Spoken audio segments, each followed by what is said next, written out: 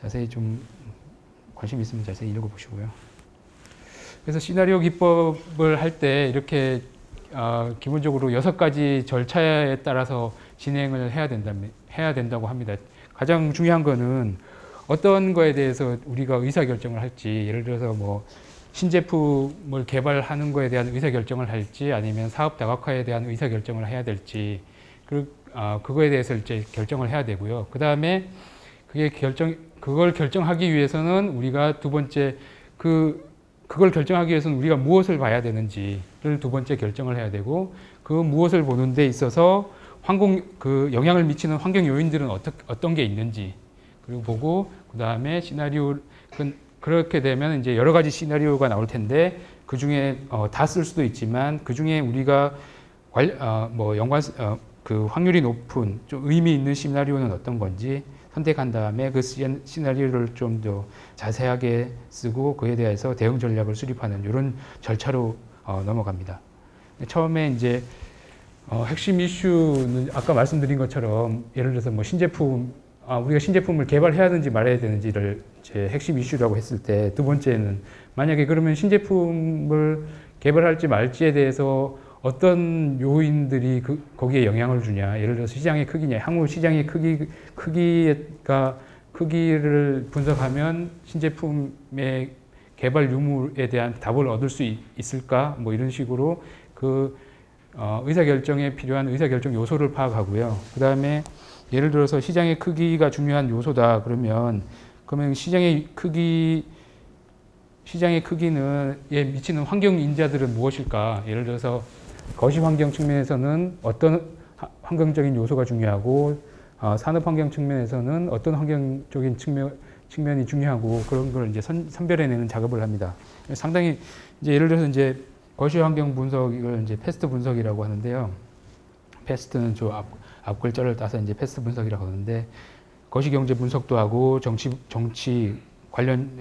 분야도 분석하고, 사회 문화 분야도 분석하고, 기술 분야도 분석하고, 이렇게 FM대로 하려고 하다 보면 상당히 그 에너지와 시간과 비용이 많이 들 겁니다. 그래서 그 중에 뭐 물론 다 볼 수도 있겠지만, 그 중에 관련 주제에서 뭐 중요하다고 생각되는 요소만 뽑아서 할 수도 있고요. 이런 이제 전체 환경 측면에서는 이렇게 분석하고, 요거는 이제 산업 환경, 뭐 여러분들 많이 보셨을 텐데, 산업 내 구조, 경쟁력 변화나 산업 구조를 분석할 때 보통 보면은 이렇게 5가지 요소를 분석하는데, 이런 요소까지 분석해서 중요한 환경 요소를 이제 선택해내는 겁니다. 예를 들어서 여기서 보면 신제품 개발해야 될지 말아야 될지 결정함에 있어서 중요한 게 시장의 성장성이고, 그리고 산업 내 경쟁 강도고, 그 다음에 제품의 다양성 유무, 이런 요소들이 중요할 것 같더라. 그러면은 이제 여기 보면은 그 환경 요인이 3가지지 않습니까?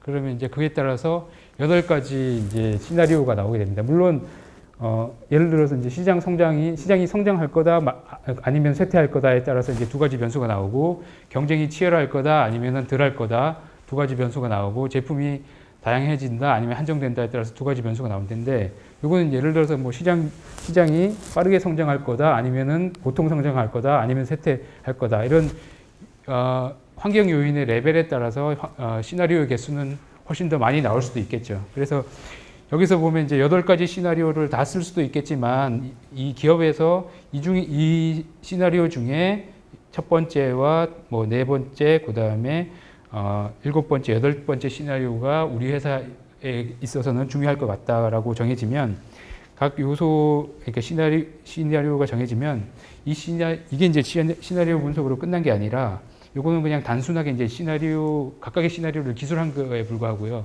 예를 들어서 시장이 성장하고 경쟁이 치열하고 제품이 다양해진다. 그런 경우에는 앞으로 시장 환경이 어떻게 될 건지 좀 상상력을 발휘해서 자세히 씁니다. 지금 제가 여기에는 그 샘플이, 그러니까 좀 예시가 없어서 생략했는데, 텍스트에 보시면 다른 예시를 하나 넣어놨습니다. 보면은 그 하나의 기술 안에 그 각 요소들에 있어서 좀 자세히 기술을 해야 되고요. 그래서 가능한 모든 대안을, 그 다음에는 이제 그 기술을 하고, 그 각각의 상황에 따라서, 각각의 시나리오에 시나리오에 대해서 우리가 어떻게 대안할지 이제 대응 방안을 이제 수립하는데, 예를 들어서 신제품을 개발해야 되느냐의 이슈에서 한다 말아야 된다. 그 다음에 하면 어떻게 하냐, 빨리 해야 되는지 아니면 좀 천천히 해도 되는지, 그리고 신제품은 뭐 값을 비싼 신제품을 만들어야 되는지 아니면 싼 신제품을 만들어야 되는지에 따라서 전체적으로 보면 5개의 대안이 나올 수 있습니다. 안 하는 거 포함해서 뭐 값싸게 만들고 비싸게 만들고 이런 거에 따라서 5개의 대안이 나올 수 있는데, 앞에 시나리오 그러면은 예를 들어서 무한 경쟁 시나리오 같은 경우 시장이 빠르게 성장하고 있고 경쟁이 치열하고 제품이 다양해지는 시나리오일 경우에는 우리가 어떤 대안으로 가야 되는지, 대안 2가 아마 여기 제일 위에 최대한 빠르고 값싸게 만들거나 아니면 최대한 빠르고 최고 수준으로 만든다. 이게 대안 2, 3입니다. 그래서 보면 그런 식으로 방향을 나가야 된다는 그러니까 대응 방안을 만든 거고요. 그 다음에 나머지 경우에 있어서도 각각의 비슷한 대응 방안을 이제 수립해 놓는 겁니다. 그래서 만약에 실제로 환경이 변하는 거 보니까 무한 경쟁 체제로 이제 변하고 있다. 그러면 우리 회사는 두 번째 대안이나 세 번째 대안으로 이제 전략을 짜야 된다. 뭐 이런 의사결정까지 할 수 있는 거겠죠. 그래서 여기 이제 시나리오 기법에 대한 설명이고요. 여러분들이 요걸 기반으로 해서 이제 팀 과제를 하실 것 같습니다. 보충 설명 잠깐 하면은, 시나리오 기법에서 가장 핵심 중에 하나는 아까 있는 의사결정 요인을 찾는 거죠. 의사결정 요인이라고 하는 거는 현재의 우리의 사업에 가장 큰 영향을 미칠 것 같은데 우리가 컨트롤할 수 없는 그런 요인들이 뭐가 있느냐. 그 의사결정 요인을 갖다가 찾는 것, 그게 이제 가장 시나리오의 맥을 잡는다고 할 때 중요한 요소이고요. 이제 그 다음에 또 여러분들한테 꼭 얘기하고 싶은 거는, 시나리오를 작성하는 데는 상당히 많은 부분이 주관성이 많이 들어가요. 이게 얼마나 정확하냐 정확하지 않냐를 가지고 따지면은 별로 그렇게 생산적인 디스커션이 되지가 못해요. 그럼에도 불구하고 시나리오를 갖다 하는 방법은, 시나리오 방법을 갖다 하는 이유는 뭘까?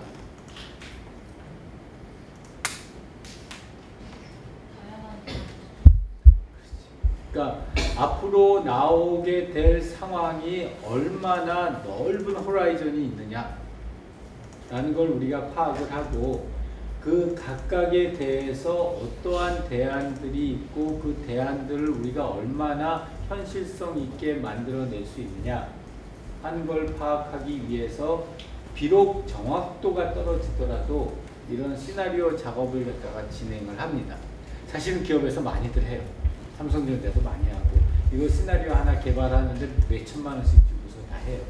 그렇기 때문에 이제 그런 용도로 이 시나리오를 갖다 사용을 합니다. 그래서 여러분들도 지금 이제 시나리오를 갖다 한번 해보는데, 여기서 한 가지 얘기해 주고 싶은 건 아까 얘기했지만 트라이앵귤레이션을 하는 거예요. 근데 시나리오는 기본으로 한번 해볼 만해요. 왜냐하면 빠른 시간 동안 할 수 있고, 나름대로 우리 요새 말하는 가성비가 좋아요. 가성비가 좋아서 이 시나리오 기법 같은 경우에는 우리가 너무 정밀하게 나가서 이제 이게 실제적으로 가게 되면 막 연말을 찍고 뭘 하고 이러는데, 이제 그런 상황까지 안 가고 지금처럼 이렇게 말로 해가지고 표현을 할 때는 상당히 가성비 좋게 우리가 분석을 할 수 있으니까 좋고, 이제 또 하나는 우리가 시나리오 분석한다 이렇게 하지만 일반 스타트업들에서 이 시나리오 분석을 갖다가 이런 체계에 맞춰서 여러 단계에 거쳐가지고 하는 경우가 그렇게 많지 않아요. 왜냐하면 차분히 앉아서 이 여러 단계에 거쳐서 생각을 쭉 정리한다는 게 그럴 만한 시간적인 여유가 없는 케이스가 상당히 많고, 또 그런 걸 갖다가 실제로 해보는 그런 케이스가 많지도 않기 때문이에요. 그래서 이제 여러분들 입장에서는 그런 이유 때문에 이 시나리오 분석을 한번 해보고, 그 다음에 또 하나 꼭 부탁하고 싶은 거는, 앞에서 트라이앵글 얘기를 했으니까 꼭 이 시나리오 기법 외에도 적어도 한두 가지 정도는 이 기업은 이런 방법을 갖다 써보면 좋을 것 같다. 그 그런 그 시나리오 방법하고는 가급적 극단적으로 다른, 예를 들어서 시계열 분석을 한다든지 추세 분석을 한다든지 이렇게 해가지고 시나리오하고는 아주 극단적으로 다른 자료와 다른 분석 방법을 사용하는 그런 분석 기법을 갖다 함께 하나 정도 활용해 보면은 실제로 기업한테는 도움이 되는 그런 예측 자료가 나오지 않을까 싶어요. 네.